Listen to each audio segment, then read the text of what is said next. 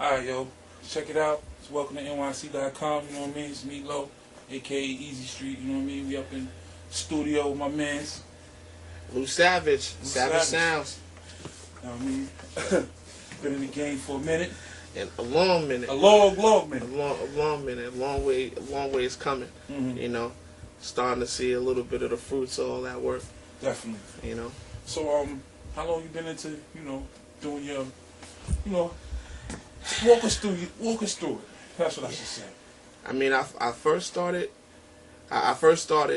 in the music business. I interned at D&D Studios. Okay. And for those people that know hip hop, D&D is where D&D is historical. That was the first rap studio. Uh-huh. You know what I'm saying? Like, you go to the Hit Factory, you go to SR, you go to Unique, Studio 57 downtown, but the real hip-hop studio was D&D. That's where Nas recorded, that's where Jay-Z recorded, Das Effects, MOP, Damn, Das Effects. And I was interning there like 95, 96, and this is when Jay was recording Reasonable Doubt. You know what I'm saying? I worked a lot with Jazz because he did a lot of production. He, it was a dope thing to be around. You know what I'm saying? It was amazing to be around. Yeah. Getting the information from the older engineers and shit like Joe Quindy, who showed me the first time taking a loop and filtering that shit into a bass line. You know what I'm saying? That's where you get that can't knock the hustle when the shit come on. You know what I'm saying? Like, you never knew how that sound came. He pulled out this little fucking box, man. He's like, yo, it's a bass filter, man. This is how you do it. It was a dope thing to be around. I was in the house when Primo, who owned the B Room at D&D, made, I Gave You Power by Nas. And that fucking record stopped the entire plan. It stopped the studio cold. And there wasn't even a name for the record back then. The only thing that was on the reel was Gun.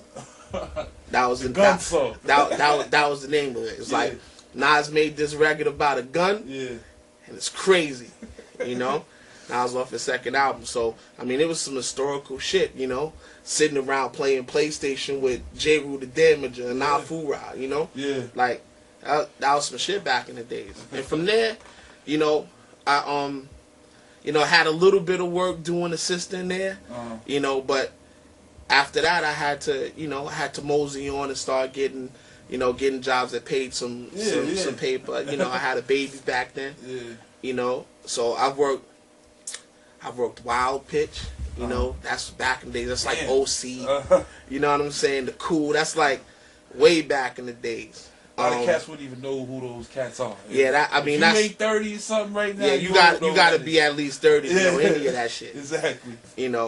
Or real deep hip hop head. Super deep.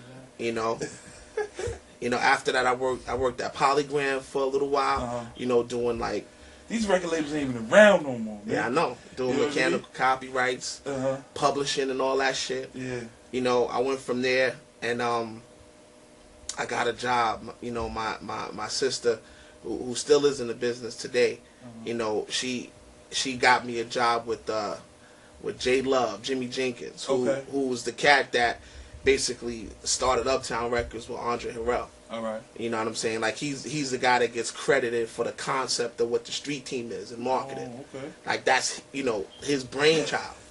And that was a completely different experience because it was a smaller shop. It was distributed by Motown, but we had to do everything. And that's when I learned how to hustle hard. Because all of these, Jimmy from Uptown, he from C-Core Projects in the Boogie Down. That's where I'm from, the Bronx. Okay.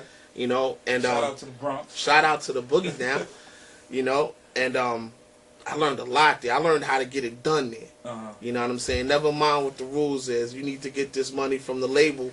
Yeah. You make sure you get that hustle on it. So that was a crazy experience. Then after that, I worked at Sony for a few years doing A&R administration, paying producers. That's where, I learned, the finer points of the financials and A&R and paying studios and producers. Made a lot of connections that way. Got a lot of favors. Yeah, so then after that, I kind of broke out, and through that time, I always did always did music, always had some equipment. You know, I rapped for a long time, and you know, it got to the point where we didn't have nobody to do tracks, and I kind of started doing the tracks, and I was doing the recording. Then I didn't want to rap no more. Yeah. You know? Yeah. And especially after doing the business part, working on the business side and seeing what the producers and the people behind the scenes was making versus what the rapper was making. Right? I was like, that math just ain't right. You it ain't add know? up. That math was not right. You know, so I went full-fledged and started producing and whatnot. Mm-hmm. And, you know, after a while, you know, a few years ago, you know, I was like, you know what? You know, I have a regular day job and shit, you know, because this game is kind of crazy. But, you know, I just had the epiphany that was basically like, yo, if I want to be happy, you know what I'm saying? This is what I want to do full time. Yeah. I'm going to go to school, get a degree. Yeah. You know what I'm saying? And then work my way off of having a day job. Right. And then just running my own thing, even if it's at a pay cut. Yeah. If you're your own man, you running your own shop. Yeah. You know what I'm saying? And you making your own paper. You know, there's a way to go about it. And I figured it out. You know, did the math and was like, you know what, I'm gonna go do this. You right, man. You know? Because look, it's like this. When you with stuff like that, you got that degree, your stocks just went right up.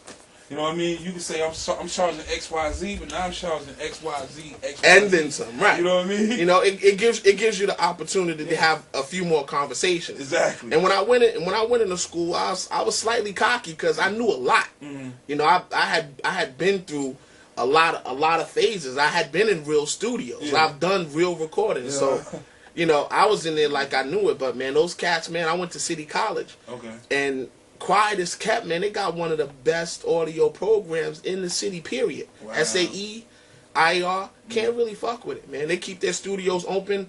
They close their studios maybe 2 weeks out of the year. Other than that, they open 24/7. Oh. And if you in that program, you know, you get a key card. You can go in there whenever you want if there's nobody in there. Yeah. You know, so that was like they base your experience around actually being in the studio working. You know, and them cats taught me a lot. You know, shout out to City College Sonic Arts Center, man. You know, Paul Cozell, you know. That's what's up. Jonathan Pearl, Joe Pop. Man, them cats is real cats in this audio game. Yeah. You know, they taught me all of the intricate shit. So, you know, when cats walk in and they like, you know, yo, what kind of mic you got? Yeah. You know, you got a U87. They don't even know why they asking that. Yeah. You know what I'm saying? They teach you why people even care that you want a U87.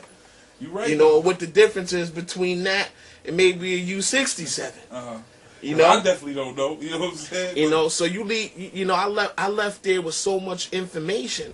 I was just beasting after that, man. I hooked up with my man fyffe. You know, he's a super producer. I mean, his career is long. You know, like his career started with Rump Shaker. Oh wow. You know what I'm saying? And when you think about Straight to the Bank, Yeah. you know what I'm saying? The Busta Rhymes songs with T-Pain that came out last year. You know what I'm saying? Like he stayed getting, he good money. He stayed getting heavy work. And ironically, when I was at Sony, I was cutting checks to him as a producer, like on the Emil album. You know, he did that Emil record with Jay and Beanie and Bleak for the Fan. One of his hottest beats ever. Period. I still listen to that joint, man. That's in my one of his hottest beats ever. Period. You know, so I've been working with him, and that's been really hot because he's put me on records. Like I have credits on the 50 Cent album. You know what I'm saying? Before I self-destruct, the Invitation, my name right there in black and white. That's an extra conversation. I can have some conversations. That's about 2 or 3 though, the extra ones. Exactly. You know, he got me on the Redman and Method Man album. You know, I engineered just about all of Unladylike's album, who's a rap group on Def Jam. You know, shout out to Unladylike. They getting ready to record their second album. Okay. You know, I mean, you know, getting some real credits allows you to have some conversations. And when cats come in here from the hood, and I'm in the cut, you know what I'm saying? They want to come, they want to get the information, because I can tell you how to get it done. Okay. You know? I'm going to definitely talk with cameras.